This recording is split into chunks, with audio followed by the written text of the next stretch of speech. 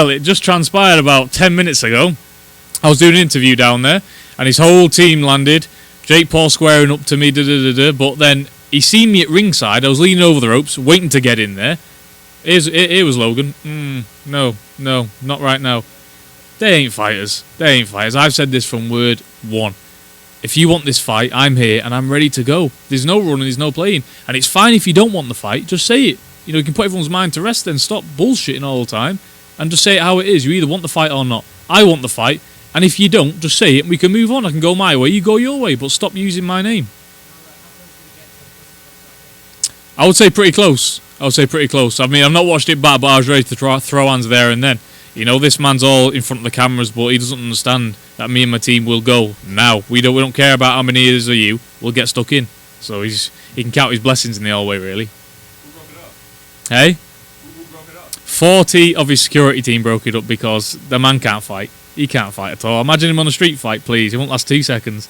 If he had no security team there with him, he wouldn't have even walked straight past me. It's not a case of what I have to do to get the fight. I'm not begging and pleading for the fight. I'm hit. I didn't ask to be on this undercard. They put me on the undercard, and they've obviously not done it for the good of my health. They've put me on this undercard for a reason. Now, I was very, accepted by the American audience, as you all, could see when I was walking out. It was like I was walking out in Manchester.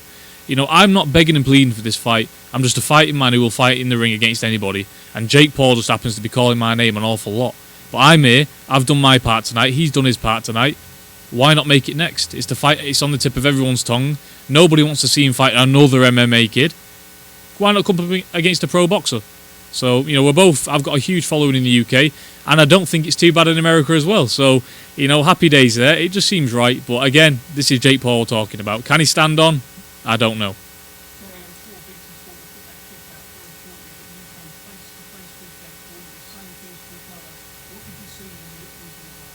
I seen nothing. I seen absolutely nothing. Jake Paul's got nothing inside him, and I seen that in that corridor right then. Because there was a moment in that corridor where everything was going off between the security and my team and his team, and it was just me and him. And I looked dead into his soul. And when them cameras are not around, he doesn't want to know. I mean, let's be honest. If he really wanted to fight me, I'd have been in that ring there at the end of the fight, through the ropes, let's go. There's no return. But he didn't want that. And the reason why he didn't want me in the ring is because if I was getting in there, he wouldn't be able to go back on it. That's why I wasn't in the ring tonight.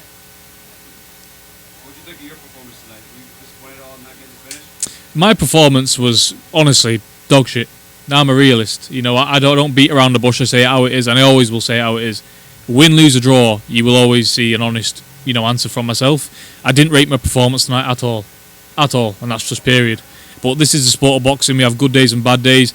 I got the win, and that's all that matters in a fight. You come out with a W, and we're 7-0 now, and we're just going to keep on pushing forward, like I said before, slowly but surely. We're going to get the right fights at the right time, and just enjoy it, because my career ambitions are a lot different, to Jake Paul's. That's why you can't relate us in the same sentence, because I've got ambitions of, being a world champion and being remembered, doing this as my whole life. Jake Paul's in this to make a few quid and a bit more fame, and another bit to add to his content creation or whatever he wants to do.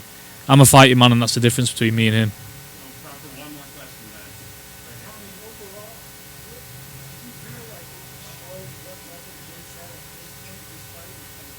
I think tonight we all saw Jake Paul clearly didn't know how hard boxing was. He took one good right hand in the air, stumbled back, went through the ropes, and he thought, oh God, it's a bit of an hard game this, isn't it? I'll stick to the YouTubing business. I think that's what you've seen tonight. He took one good shot in a boxing ring, and he crumbled. And if Tyron would have pressed on a little bit more through them rounds, Jake Paul would have been out of there. Now, this is probably why you won't see me and him next, because if he did that with me in there, I'd have swarmed all over him, hands up round me ear, straight to him, take everything that he's got on the arms and gloves, and I'd wear him down and smash him to pieces.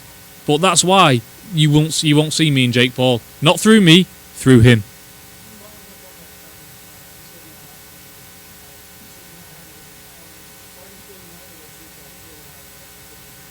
Many things. No excuses from me. That was the best camp I've ever had in my entire life. There's no excuses there. It's just a simple fact of experience, Not enough fights, not enough, amateur pedigree, I'm learning on the road here. And I think for a 22-year-old kid to come halfway across the world without, his trainer and my dad left at home, 10 amateur fights, 7 professional fights. I don't think I'm doing too bad, and obviously that was a huge crowd. I enjoyed every single minute of it, but I think for the stage where I'm at in my career, I'm more than happy, because I'm not an Olympic gold medalist. I'm not a multi-nations champion. I'm just a normal kid with a few fights on a big stage trying to do my best. And it is what it is. We got the win tonight. We'll go back, and then we'll assess and we'll go forward again. That's just how this game works. Thank you guys. Thank you guys. Appreciate it.